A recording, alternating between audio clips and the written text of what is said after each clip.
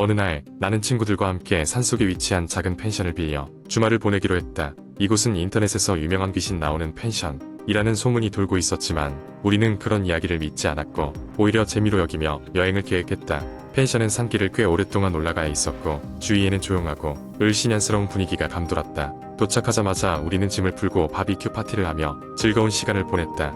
시간이 흐르고 밤이 깊어지자 한 명이 펜션에 대한 무서운 이야기를 꺼내기 시작했다. 내가 인터넷에서 읽은 건데 이 펜션 2층에 있는 방에서 귀신을 봤다는 후기가 많더라. 우리는 모두 웃으며 한참을 떠들다가 자정 무렵 각자 방으로 들어가 잠자리에 들었다. 나는 창문이 보이는 2층 방에서 자게 되었는데 불을 끄고 나니 방 안이 한층 싸늘하게 느껴졌다. 잠결에 문득 이상한 소리에 눈이 떠졌다. 시계를 보니 새벽 2시였다. 누군가 문 밖에서 얘기하는 듯한 작은 속삭임 소리가 들렸다. 처음에 나는 친구 중 한 명이 장난치나 싶었지만 나가서 확인해보니 복도에는 아무도 없었다. 다시 침대에 누웠지만 불길한 느낌의 좀처럼 잠이 오지 않았다. 그때였다. 갑자기 창문 너머로 사람 그림자가 어른거렸다. 깜짝 놀라 창문을 열어보니 아무것도 없었다. 순간 등골이 오싹해지며 소름이 쫙 돋았다. 아무래도 기분이 이상해 잠시 방을 떠나 1층 거실로 내려갔다. 거실에는 아직 거실 불이 남아있었고 나는 불을 모두 켜두고 TV를 보며 시간을 보내기로 했다. 그때 마침내 모든 친구들이 깨어 거실로 모여들었다. 다들 이상한 경험을 했다고 했다. 한 친구는 갑자기 방에서 이상한 냄새가 났다고 했고 다른 친구는 자꾸만 누군가 자신을 쳐다보는 것 같아 불안했다고 했다. 우리는 다시 펜션에 대한 이야기를 나눴다. 이곳에 살던 관리인은 매우 외로운 사람이었고 이유 모를 사고로 세상을 떠났다는 소문이 있었다. 그 이후로 그의 영혼이 펜션을 떠도는 게 아니냐는 추측이 나왔다. 결국 우리는 더 이상 그곳에서 머물지 않기로 하고 아직 어두운 새벽에 짐을 챙겨 펜션을 떠났다. 차에 올라타 산을 내려가면서도 계속해서 등 뒤에서 누군가가 바라보는 느낌이 들었다. 그 후로 우리는 그 펜션에 대한 이야기를 어디서도 꺼낸 적이 없다. 과연 그날 우리가 경험한 것은 실제였을까? 아니면 단순한 마음의 장난이었을까? 아직도 그날의 기억이 생생하게 남아 우리를 괴롭히곤 한다. 두 번째 이야기. 어느 여름밤 나는 클럽에서 친구들과 술을 마시고 늦게까지 놀다가 홀로 집으로 돌아가는 길이었다. 내가 살고 있는 곳은 서울 외곽의 조용한 주택가로 그 시간엔 인적이 드물었다. 더위 때문인지 달빛이 적당히 비치는 그 거리에는 묘한 정적이 감돌았다. 그때 나는 벽에 붙어있는 전단지를 보게 되었다. 잃어버린 물건을 찾습니다라고 적혀 있었는데 몇몇 못 볼 물건들의 목록과 연락처가 적혀 있었다.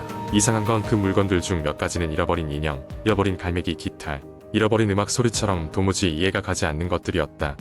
한참을 걷다가 전에 못 보던 골목길을 발견했다. 평소 지나다니던 길은 안전하지만 이상하게도 그 골목이 나를 끌어당기는 느낌이 들었다. 무슨 홀린 듯 한 걸음 두 걸음 들어가니 그 골목은 끝없이 이어지는 어두운 터널 같이 느껴졌다. 발밑에서 먼지 냄새가 코를 찔렀고 뒤에는 바람소리 하나 없었다. 골목을 걷다가 이상한 소리를 들었다. 마치 아이의 웃음소리처럼 낄낄거리는 소리였다. 헷갈린 나는 주변을 두리번거렸지만 아무도 없었다. 이어지는 침묵 속에서 그 소리는 점점 더 선명해졌고 내게 가까워져 오는 듯했다. 심장이 두근거리는 것을 느끼며 걸음을 재촉했다. 그때 길가에 욱신거리고 있는 어떤 것이 보였다. 가까이 다가가니 고양이였다. 다행히 다친 듯하지 않았지만 고양이는 내게 야릇한 눈빛으로 쳐다보았다. 그때까지는 아무렇지 않게 생각했지만 고양이의 눈빛이 무언가 알 수 없는 불안을 자극했다. 마치 무언가를 경고하는 것처럼 갑자기 등 뒤에서 쿵 소리가 났다. 얼른 뒤돌아보았지만 아무것도 없었다. 이상했다. 기분 탓이라고 생각하며 다시 걸음을 옮겼고 드디어 익숙한 큰 길가에 도착할 무렵이었다. 뒤에서 또다시 그 아이의 웃음소리가 들렸다. 차이는 이번에는 아주 가까운 거리에서 들렸고 날카롭게 웃으며 내 이름을 부르고 있었다는 것이었다. 놀란 나머지 무작정 앞만 보고 뛰었다. 눈앞에 보이는 불빛은 가까운 편의점이었다. 그 밝은 불빛에 근접하자 갑자기 모든 소리가 사라졌다. 숨을 고르며 뒤돌아보았을 때 그곳엔 아무것도 없었고 고양이도 아이의 웃음소리도 쿵 소리도 없었다.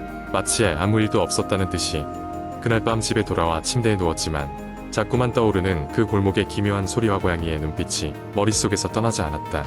이후로도 가끔씩 그 전단지에 나와 있던 것 같은 물건들의 목록이 꿈속에 나타나곤 했다. 매번 꿈에서 나는 그 물건들을 찾으러 그 골목을 다시 걷고 있었다. 그리고 어느 날 뉴스에서 그 골목길 근처에서 간간히 실종 사건이 발생하고 있다는 보고를 들었다. 그 목록의 물건들이 실종자들과 연관이 있다는 말이 돌기 시작하면서부터 나는 그 길을 지나치는 것조차 꺼리게 되었다. 그러던 어느 날 나는 꿈에서 그 골목길의 깊숙한 곳으로 더 이상 돌이킬 수 없을 만큼 들어가게 되었고 그곳에는 그 전단지에 있던 물건들이 깔려있는 낡은 창고가 보였다.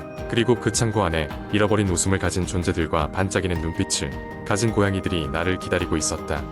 하지만 꿈에서 깨어날수록 그들이 현실로 넘어오기 시작하는 듯한 이상한 거대함이었다. 그 후로도 나는 시간이 날 때마다 그 골목길에 대해 조사하고 그곳을 지나는 사람들에게 경고하지만 아무도 내 이야기를 믿지 않았다. 그래도 나는 알고 있다. 그곳에 아직도 잃어버린 무엇인가가 있으며 나처럼 끌리는 이들이 있어 또 다시 꿈을 걷게 될 거라는 것을. 세 번째 이야기. 한국 인터넷에서 흔히 볼 수 있는 공포썰 중 하나는 기숙사에서의 이상한 경험에 대한 이야기입니다. 이러한 이야기는 대개 외딴 기숙사나 오래된 건물에서 일어나는 기이한 사건들을 다루고 있습니다. 대학에 입학하면서 처음으로 독립된 생활을 하게 되었다. 새로 이사한 기숙사는 학교 캠퍼스 구석에 위치해 있었고 건물은 오래되었지만 처음 기숙사 생활을 하는 내게는 모든 것이 신기하게만 느껴졌다. 처음 며칠은 무난하게 지나갔다. 같은 층에 사는 친구들과 친해져서 함께 저녁을 먹거나 같이 도서관에 가기도 했다. 하지만 일주일 정도가 지난 어느 날부터 이상한 일이 생기기 시작했다. 밤늦게까지 과제를 하다가 방에 돌아오려고 복도를 걷고 있었는데 복도 끝 어딘가에서 이상한 소리가 들렸다. 처음에는 바람 소리라고 생각했다. 하지만 그 소리는 너무 분명했다. 마치 누군가가 내 이름을 낮게 부르는 듯한, 그리고 벽을 긁는 듯한 소리였다. 나는 얼른 방으로 들어와 문을 잠갔다. 괜한 착각이겠지 싶어 했어 무시하려 했다. 하지만 그런 일이 반복되었다. 밤이 되면 들려오는 소리와 함께 자꾸 이상한 느낌이 들기 시작했다. 방의 공기가 갑자기 차가워지거나 내가 혼자 있다고 확신했음에도 누군가가 보고 있는 느낌이 들곤 했다. 어느 날 밤 나는 불면증에 시달리다 결국 새벽 3시쯤에 잠이 들었다. 그런데 꿈인지 현실인지 모를 희미한 상태에서 무언가가 나를 지켜보고 있는 걸 느꼈다. 눈을 뜨자마자 내 앞에는 한 여자가 서 있었다. 창백한 얼굴에 긴 머리를 늘어뜨린 여자가 천천히 다가오고 있었다. 나는 몸이 움직이지 않았다. 그저 공포심에 사로잡혀 눈을 감고 싶었지만 몸이 말을 듣지 않았다. 여자가 가까이 다가오자 그녀의 입에서 들려오는 목소리가 내 이름을 부르고 있었다. 그 순간 머리카락이 걷어찬 듯한 차가운 감촉이 얼굴을 스쳤다. 그 순간 소름이 끼치며 결국 소리를 지르고 말았다. 그러자 그녀는 갑자기 사라졌고 나는 방 한가운데서 홀로 앉아 있었다. 다음 날 아침 친구들에게 이 이야기를 했지만 모두 그저 피곤해서 그런 것이라며 대수롭지 않게 여겼다. 하지만 그날 이후로 나는 밤마다 계속해서 그녀를 보게 되었다. 더욱이 기숙사 다른 학생들도 비슷한 경험을 했다는 소문이 돌기 시작했다. 특히 우리 층에서 그런 일이 잦았다는 것이다.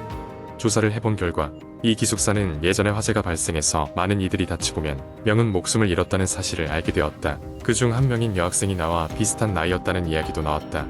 그녀의 원혼이 아직도 이곳을 떠돌고 있다는 소문이 우리의 두려움을 더욱 증폭시켰다.